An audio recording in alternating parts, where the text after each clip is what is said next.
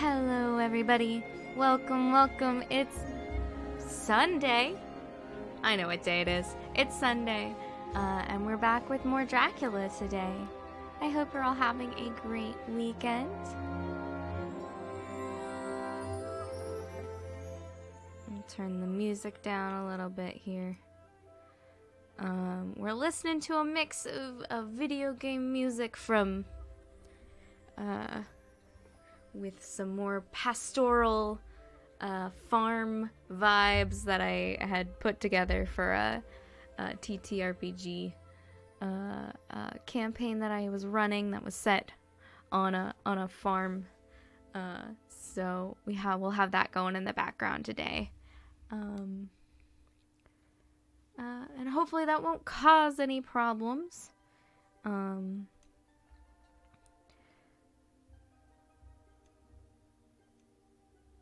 Let's see here.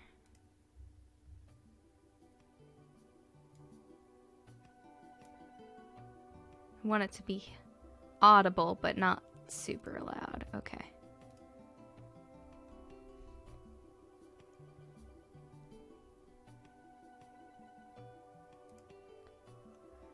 Alrighty. We're starting with chapter 13 today. We'll probably do 2 or 3 more chapters today. Like normal, and yeah, I hope you're enjoying Dracula. I'm enjoying, and I'm excited to get further into it. It's a fun read. Hi Alex, welcome to Lurking. Okay, so chapter 13, Dr. Seward's diary continued. The funeral was arranged for the next succeeding day, so that Lucy and her mother might be buried together. I attended to all the ghastly formalities, and the urbane undertaker provided that his staff were afflicted, or blessed, with something of his own obsequious suavity.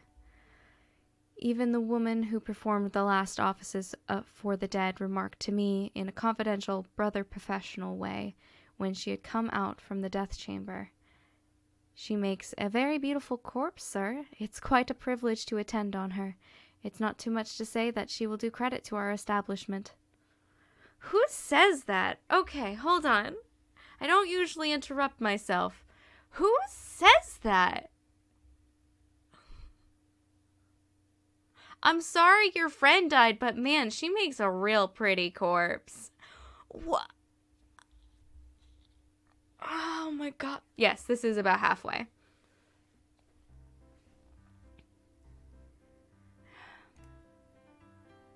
Who says this? Who says these things?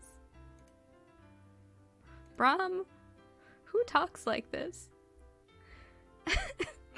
Damn, that dead body is banging, apparently. Anyway, now that we've taken sufficient pause to comment on that, I noticed that Van Helsing never kept far away. This was possible from the disordered state of things in the household. There were no relatives at hand, and as Arthur had to be back the next day to attend at his father's funeral, we were unable to notify anyone who should have been bidden. Under the circumstances, Van Helsing and I took it upon ourselves to examine papers, etc. He insisted upon looking over Lucy's papers himself. I asked him why, for I feared that he, being a foreigner, might not be quite aware of English legal requirements, and so might in ignorance make some unnecessary trouble. He answered me, I know. You forget that I'm a lawyer as well as a doctor, but this is not altogether for the law. You knew that when you avoided the coroner. I have more than him to avoid. There may be papers more, such as this." As he spoke, he took from his pocketbook the memorandum which had been in Lucy's breast, at which she had torn in her sleep.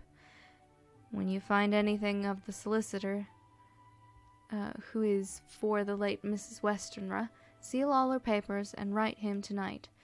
For me, I watch here in the room and in Miss Lucy's old room all night, and I myself search for what may be. It is not well that her thoughts go into the hands of strangers." I went on with my part of the work, and in another half hour had found the name and address of Mrs. Westenra's solicitor, and had written to him. All the poor lady's papers were in order. Explicit directions regarding the place of burial were given. I had hardly sealed the letter when, to my surprise, Van Helsing walked into the room, saying, "Can I help you, friend John? I am free, and if I may, my service is to you." "Have you got what you looked for?" I asked, to which he replied, "I did not look for any specific thing. I only hope to find, and find I have, all that there was. Only some letters and a few memoranda, and a diary new begun. But I have them here, and we shall for the present say nothing of them. I shall see that the poor lad tomorrow evening, and with his sanction I shall use some." When we had finished the work in hand, he said to me, "And now, friend John, I think we may to bed. We want sleep, both you and I, and rest to recuperate. Tomorrow we shall have much to do, but for the tonight there is no need of us, alas." Before turning in, we went to look at poor Lucy. The undertaker had certainly done his work well, for the room was turned into a small chapel ardente. There was a wilderness of beautiful white flowers, and death was made as little repulsive as might be. The end of the winding sheet was laid over the face. When the professor bent over and turned it gently, we both started at the beauty before us, the tall wax candles showing a sufficient light to note it well. All Lucy's loveliness had come back to her in death, and the hours that had passed, instead of leaving traces of decay's effacing fingers, had but restored the beauty of life, till positively I could not believe my eyes that I was looking at a corpse. The professor looked sternly grave. He had not loved her as I had, and there was no need for tears in his eyes. He said to me, "Remain till I return," and left the room. He came back with a handful of wild garlic from the box waiting in the hall, but which had not been opened, and placed the flowers amongst the others on and around the bed. Then he took from his neckline, inside his collar, a little gold crucifix, and placed it over the mouth. He restored the sheet in its place, and we came away. I was undressing in my own room when, with a premonitory tap at the door, he entered, and at once began to speak. "Tomorrow I want you to bring me, before night, a set of post-mortem knives." "Must we make an autopsy?" I asked. "Yes and no. I want to operate, but not as you think. Let me tell you now, but not another word to another. I want to cut off her head and take out her heart." "Oh, you a surgeon, and so shocked. You whom I seen with no tremble of hand or heart do operations of life and death that make the rest shudder. Oh, but I must not forget, my dear friend John, that you loved her, and I have not forgotten it, for it is I that shall operate, and you must only help. I would like to do it tonight, but for Arthur I must not. He will be free after his father's funeral tomorrow, and he will want to see her, to see it. Then, when she is coffined ready for the next day, you and I shall come when all sleep. We shall unscrew the coffin lid, and shall do our operation, and then replace all, so that none know, save we alone." "But why do it at all? The girl is dead. Why mutilate her poor body without need? And if there is no necessity for a post-mortem, and nothing to gain by it, no good to her, to us, to science, to human knowledge, why do it? Without such, it is monstrous." For an answer, he put his hand on my shoulder and said with infinite tenderness, "Friend John, I pity your poor bleeding heart, and I love you the more because it does bleed so. If I could, I would take on myself the burden that you bear, but there are things that you know not, and that you shall know, and bless me for knowing, though they are not pleasant things. John, my child, you've been my friend now many years, and yet did you ever know me to do any without good cause? I may err, I am but man, but I believe in all I do. Was it not for these causes that you sent for me when the great trouble came? Yes.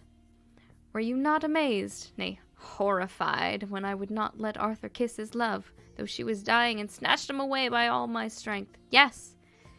And yet you saw how she thanked me, with her so beautiful dying eyes, her voice too, so weak.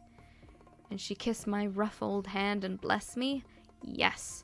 And did you not hear me swear promise to her that so she closed her eyes grateful? Yes.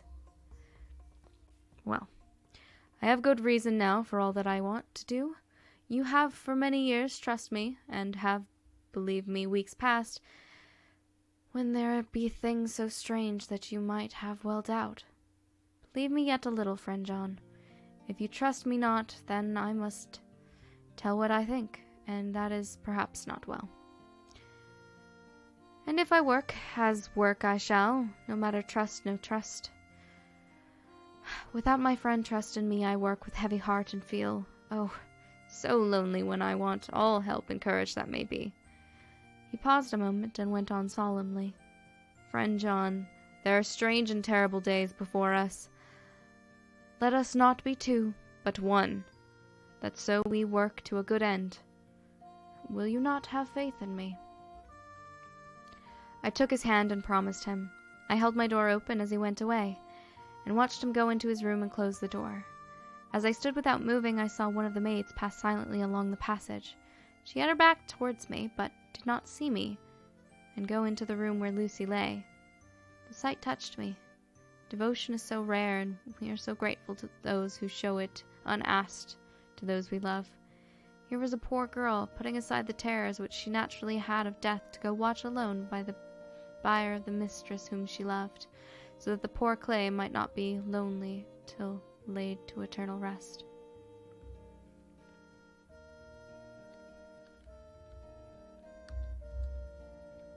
I must have slept long and soundly, for it was broad daylight when Van Helsing waked me by coming into my room. He came over to my bedside and said, "Need not trouble about the knives, we shall not do it."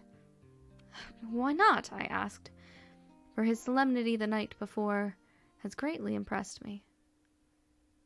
"Because," he said sternly, "it is too late, or too early. See?" Here he held up the little golden crucifix. "This was stolen in the night." "How stolen?" I asked in wonder, "since you have it now?" "Because I get it back from the worthless wretch who stole it, from the woman who robbed the dead and the living. Her punishment will surely come, but not through me. She knew not altogether what she did, and thus unknowing, she only stole. Now we must wait." He went away on the word, leaving me with a new mystery to think of, a puzzle to grapple with. The forenoon was a dreary time, and at noon the solicitor came, Mr. Marquand, of Holman, Sons, Marquand, and Litterdale. He was very genial and very appreciative of what we had done, and took off our hands all cares as to details. During lunch he told us that Mrs. Westenra had for some time expected sudden death from her heart, and had put her affairs in absolute order. He informed us that, with the exception of a certain entailed property of Lucy's father, which now, in default of direct issue, went back to a distant branch of the family, the whole estate, real and personal, was left absolutely to Arthur Holmwood. When he had told us so much, he went on, "Frankly, we did our best to prevent such a testamentary disposition, and pointed out certain contingencies that might leave her daughter either penniless or not so free as she should be to act regarding a matrimonial alliance. Indeed, we pressed the matter so far that we almost came into collision, for she asked us if we were or were not prepared to carry out her wishes. Of course, we had no alternative but to accept. We were right in principle, and 99 times out of 100 we should have proved, by the logic of events, the accuracy of our judgment. Frankly, however, I must admit that in this case any other form of disposition would have rendered impossible the carrying out of her wishes, for by predeceasing her daughter, the latter would have come into possession of the property, and even had she only survived her mother by 5 minutes, her property would, in case there was no will, and a will was a practical impossibility in such a case, have been treated as her decease as under intestacy, in which case Lord Godalming, though so dear a friend, would have had no claim in the world, and the inheritors, being remote, would not be likely to abandon their just rights for sentimental reasons regarding an entire stranger. I assure you, my dear sirs, I am rejoiced at the result. Perfectly rejoiced. He was a good fellow, but his rejoicing was at the one little part in which he was officially interested. Of so great a tragedy was an object lesson in the limitations of sympathetic understanding. He did not remain long, but said that he would look in later in the day and see Lord Godalming. His coming, however, had been a certain comfort to us, since it assured us that we should not have to dread hostile criticism as to any of our acts. Arthur was expected at 5 o'clock, so a little before that time we visited the death chamber. It was so in very truth, for now both mother and daughter lay in it. The undertaker, true to his craft, had made the best display he could of his goods, and there was a mortuary air about the place that lowered our spirits at once.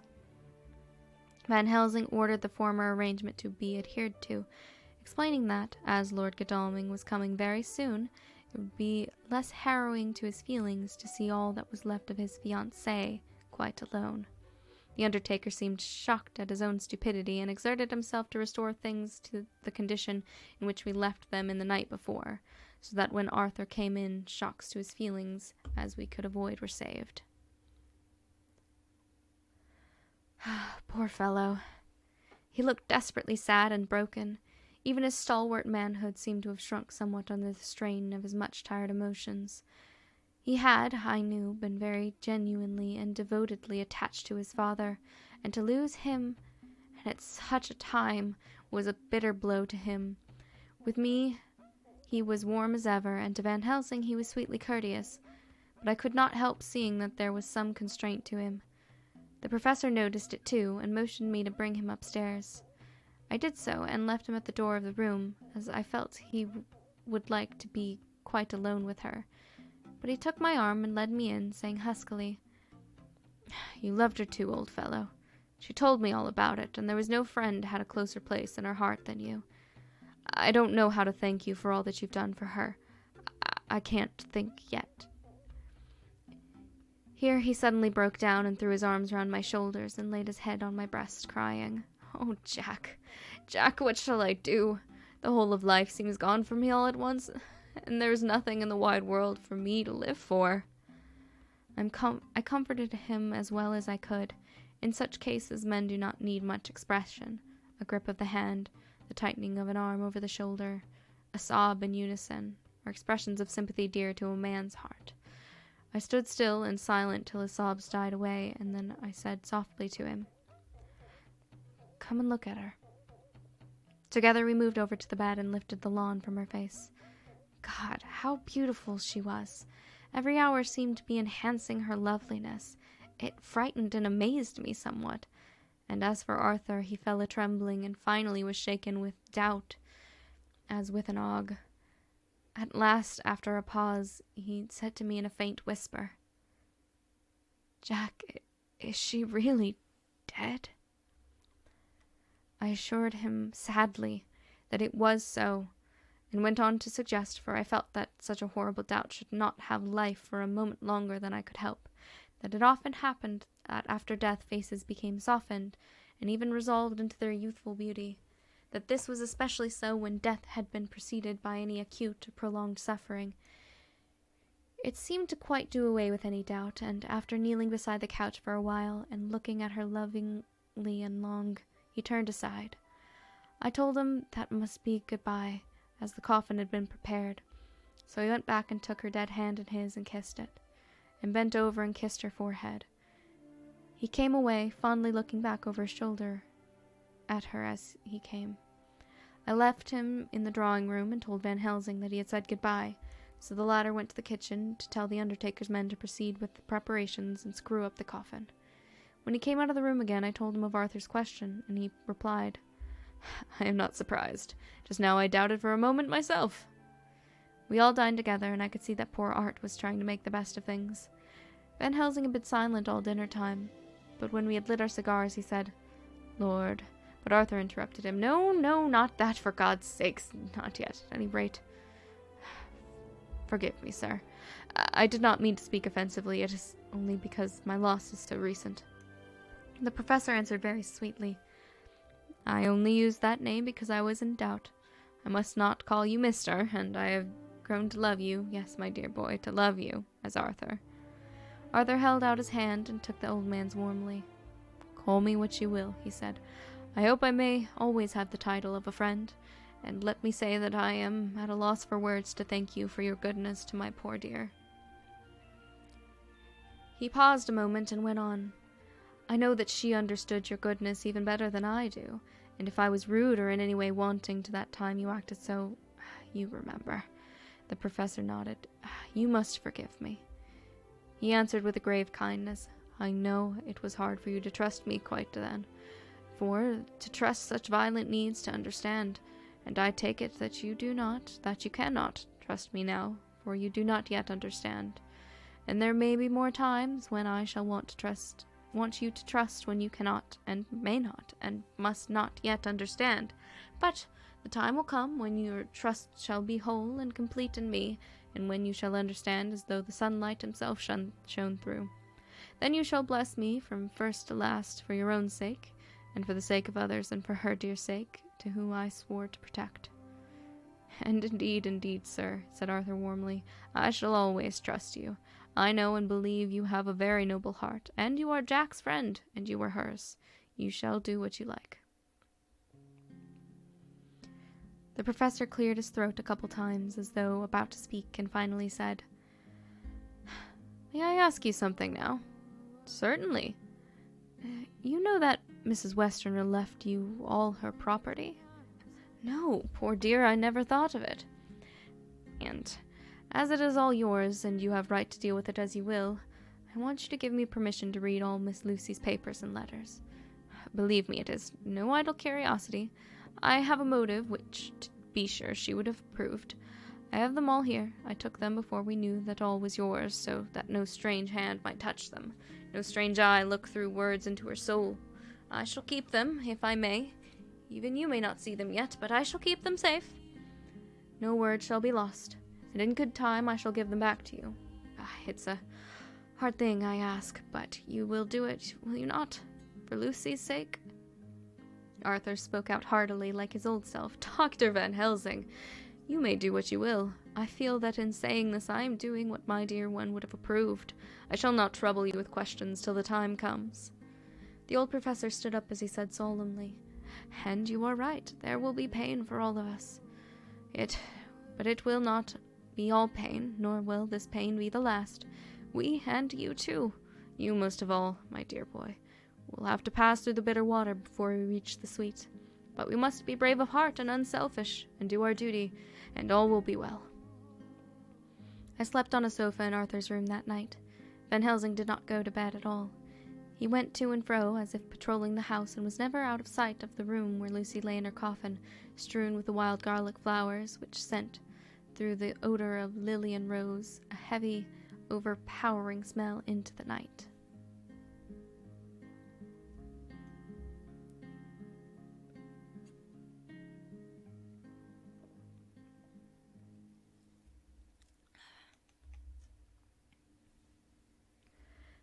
Mina Harker's Journal, 22nd of September.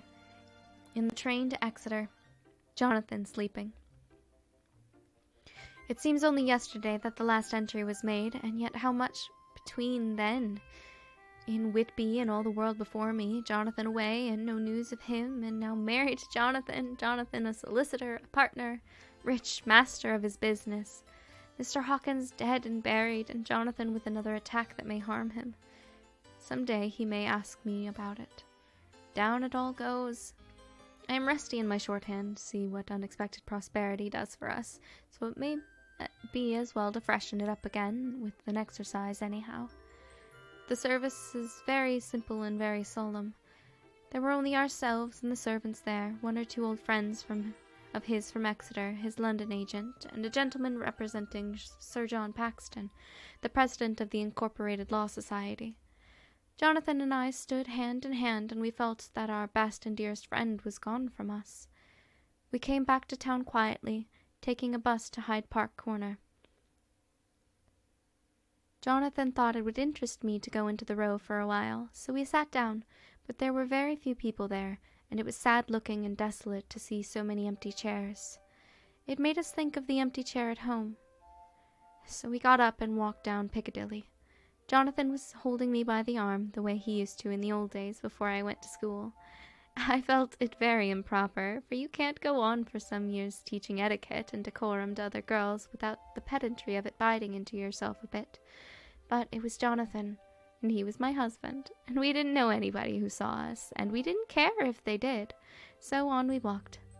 I was looking at a very beautiful girl in a big cartwheel hat, sitting in a victoria outside Giuliano's, when I felt Jonathan clutch my arm so tight that he hurt me, and he said under his breath, "My God." I am always anxious about Jonathan, for I fear that some nervous fit may upset him again, so I turned to him quickly and asked him what it was that disturbed him. He was very pale, and his eyes seemed bulging out, half in terror, half in amazement. He gazed at a tall, thin man with a beaky nose and a black mustache and pointed beard, who was also observing the pretty girl. He was looking at her so hard that he did not see either of us, and so I had a good view of him.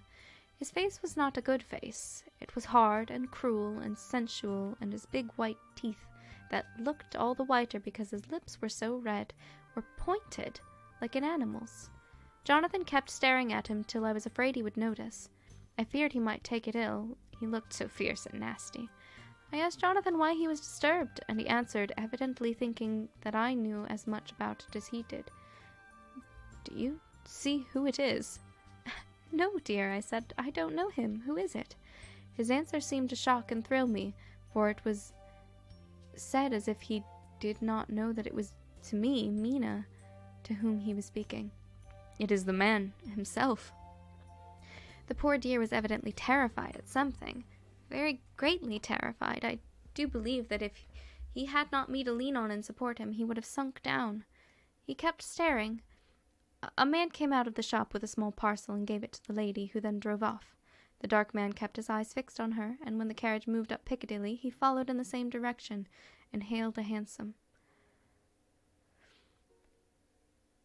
Jonathan kept looking after him and said, as if to himself, "I believe it is the Count, but he has grown young. My God, if this be so! Oh, my God, if I only knew! He was distressing himself so much that I feared to keep his mind on the subject by asking many questions, so I remained silent. I drew him away quietly, and he, holding my arm, came easily. We walked a little further, and then went in and sat for a while in the Green Park. It was a hot day for autumn, and there was a comfortable seat in a shady place. After a few minutes staring at nothing, Jonathan's eyes closed, and he went quietly into a sleep, with his head on my shoulder. I thought it was the best thing for him, so did not disturb him. In about 20 minutes he woke up and said to me quite cheerfully, "Why, Mina, I have been asleep. Oh, do forgive me for being so rude. Come, and we'll have a cup of tea somewhere." He had evidently forgotten all about the dark stranger, and as in his illness he had forgotten all about this episode had reminded him of. I don't like this lapsing into forgetfulness. It may make or continue some injury to the brain. I must not ask, for I fear I shall do more harm than good, but I must somehow learn the facts of his journey abroad. The time has come, I fear, when I must open that parcel and know what is written. Oh, Jonathan, you will, I know, forgive me if I do wrong, but it is for your own dear sake. Later. A sad homecoming in every way. The house empty of a dear soul who was so good to us. Jonathan still pale and dizzy under the slight relapse of his malady, and now a telegram from Van Helsing, whoever he might be. "You will be grieved to hear that Mrs. Westenra died 5 days ago, and that Lucy died the day before yesterday. They were both buried today." Oh, what a wealth of sorrow in a few words! Poor Miss Westenra, poor Lucy! Gone? Gone never to return to us? And poor Arthur, to have lost such sweetness out of his life. God help us all to bear our troubles.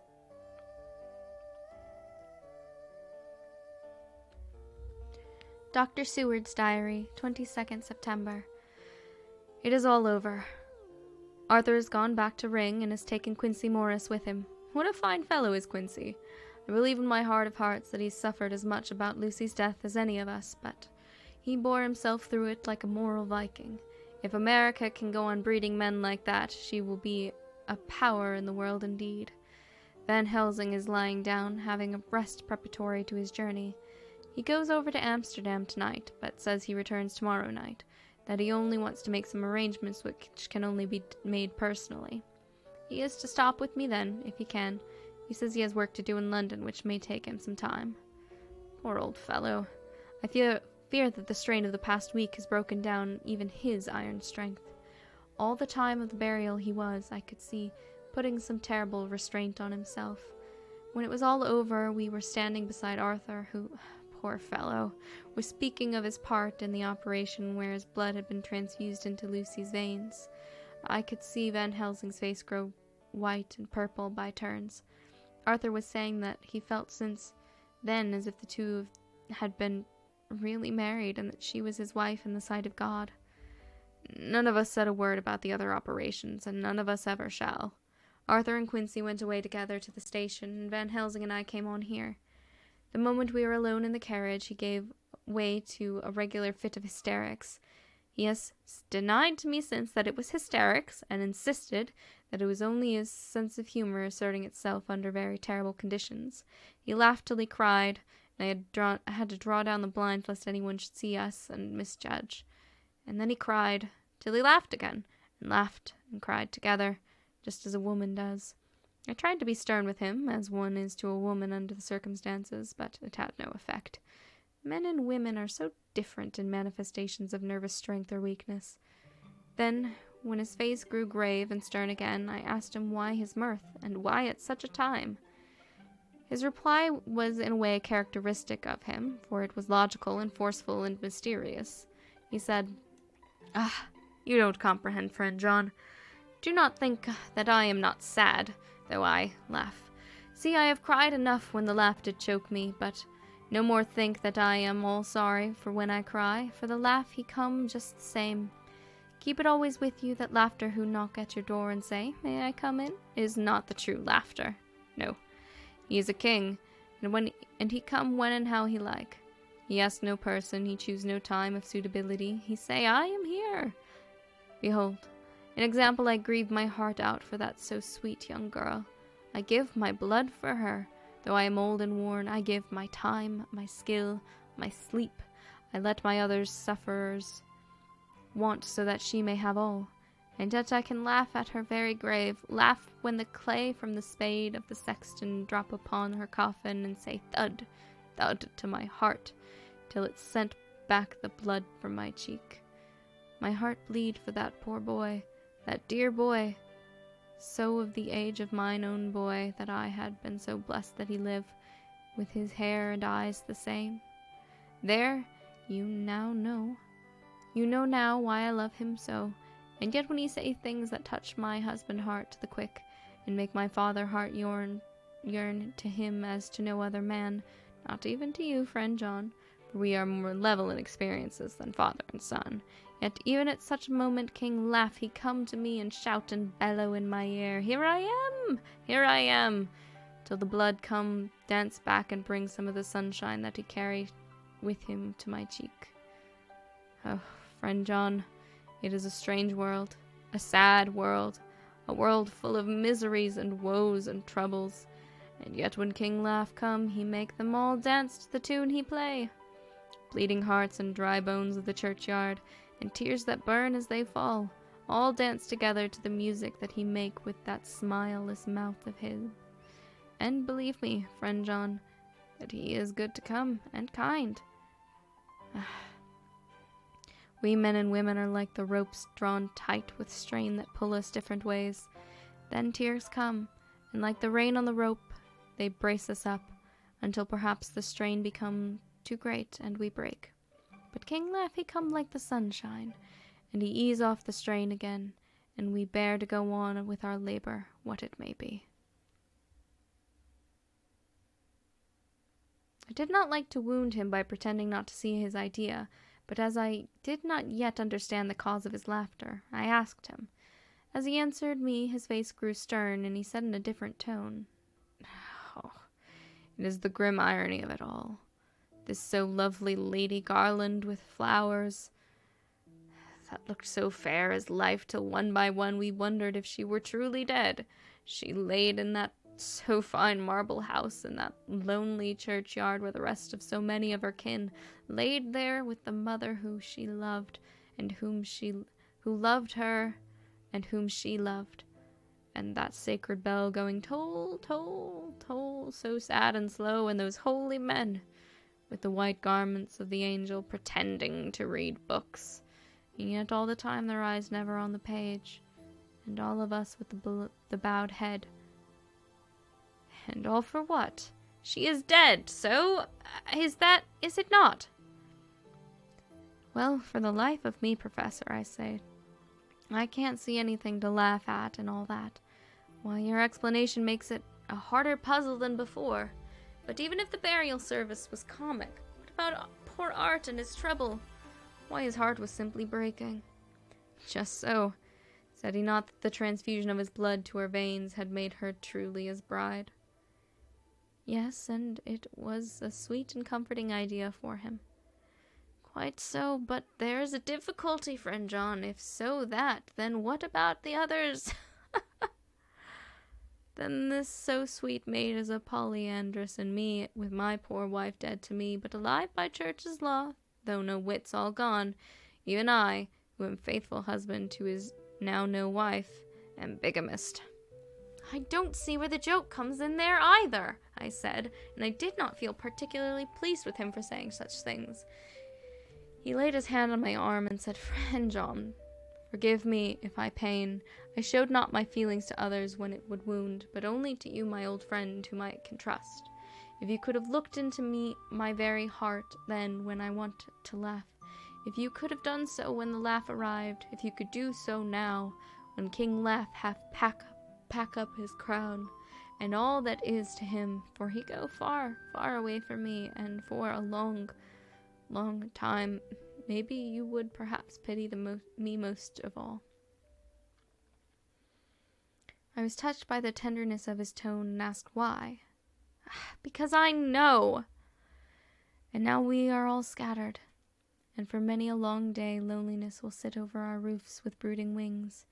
Lucy lies in the tomb of her kin, a lordly death house in a lonely churchyard, away from teeming London, where the air is fresh, and the sun rises over Hampstead Hill, where the wildflowers grow of their own accord. So I can finish this diary, and God only knows if I shall ever begin another. If I do, or if I even open this again, it will be to deal with different people and different themes. For here, at the end, where the romance of my life is told, ere I go back to take up the thread of my life work, I say sadly, and without hope, finis."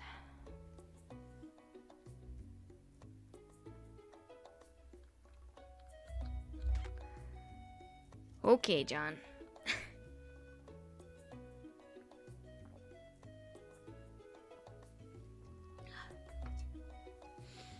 I don't know what it is today. My throat is super unhappy.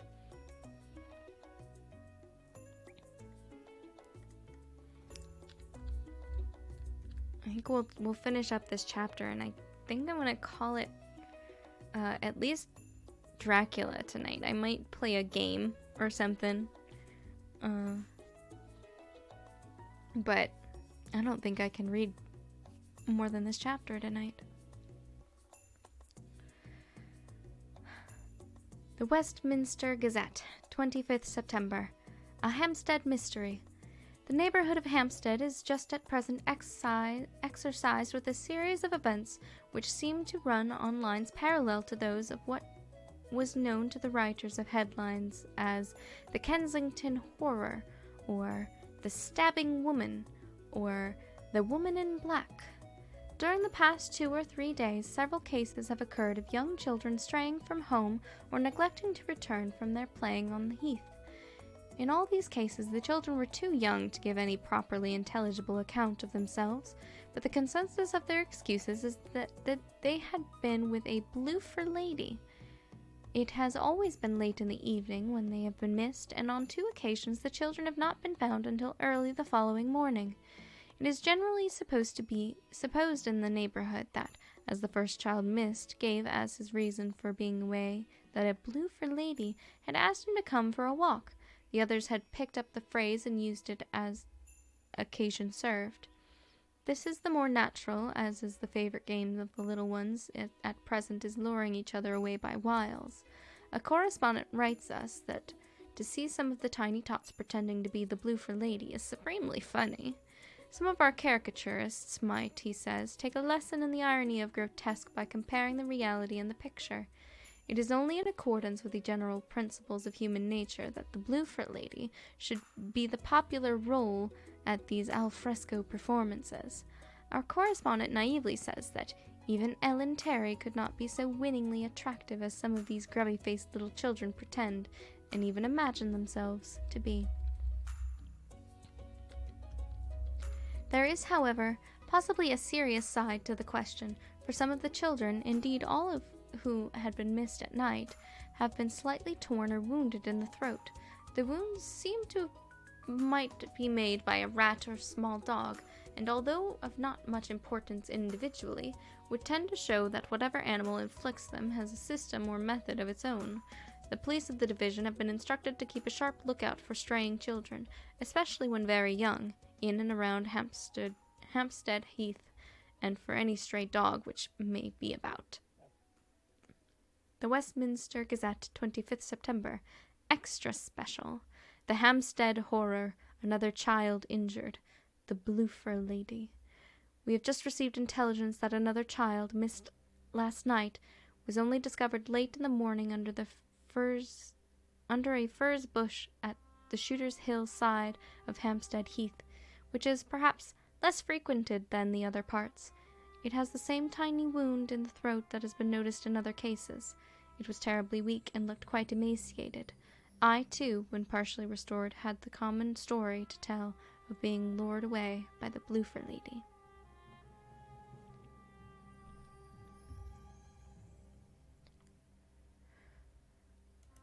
Okay. The other thing is I feel very lightheaded. And I don't know why. That's a new problem. Oh.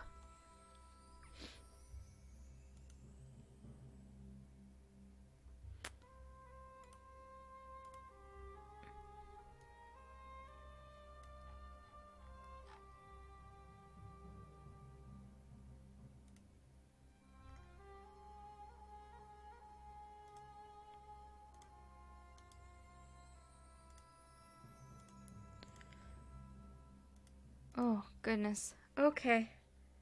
Whew. I don't know what the heck's wrong with me. But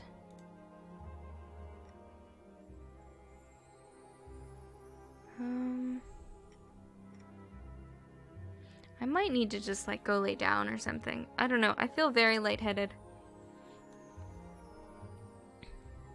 Reading took a lot out of me today, I guess. So 1 chapter down. We'll start next week with chapter 14. Hopefully we can get more than just 1 chapter. Because I do want to try and finish this book at a reasonable amount of time. But for now, I think that'll be it for me tonight. Thanks for hanging out. I hope you're having a good time reading this book with me, and I hope you enjoy the rest of your evening and weekend, and I will see you later. Goodbye, everybody.